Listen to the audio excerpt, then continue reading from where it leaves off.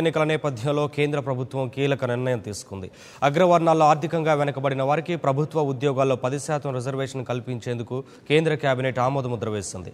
అగ్రవర్ణాల్లో 8 లక్షల వార్షిక ఆదాయం మించిన వారికి ఈ రిజర్వేషన్లు వర్తిస్తాయని కేంద్ర కేబినెట్ పేర్కొంది. ప్రధాని నరేంద్ర మోదీ అధ్యక్షతన జరిగిన కేబినెట్ భేటీలో తీసుకున్న నిర్ణయానికి అనుగుణంగా అగ్రవర్ణాల్లో ఆర్థికంగా వెనుకబడిన వారికి విద్య, ఉద్యోగాల్లో 10% రిజర్వేషన్ కల్పించేందుకు మోదీ సర్కార్ రాజ్యాంగ సవరణను చేపట్టనుంది.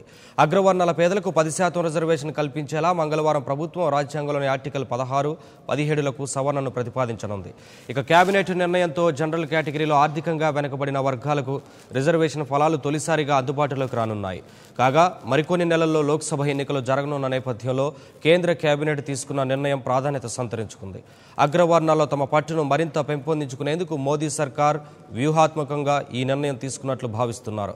రామ్ విలాస్ పాస్వాన్ నేతృత్వంలోని ఎల్జేపీ, రామ్దాస్ అత్వాలే నేతృత్వంలోని ఆర్పీఐ వంటి పలు ఎన్డీఏ మిత్రపక్షాలు అగ్రవర్ణాల పేదలకు ప్రభుత్వ ఉద్యోగాల్లో రిజర్వేషన్ కల్పించాలని గతంలోనూ డిమాండ్ చేశాయి.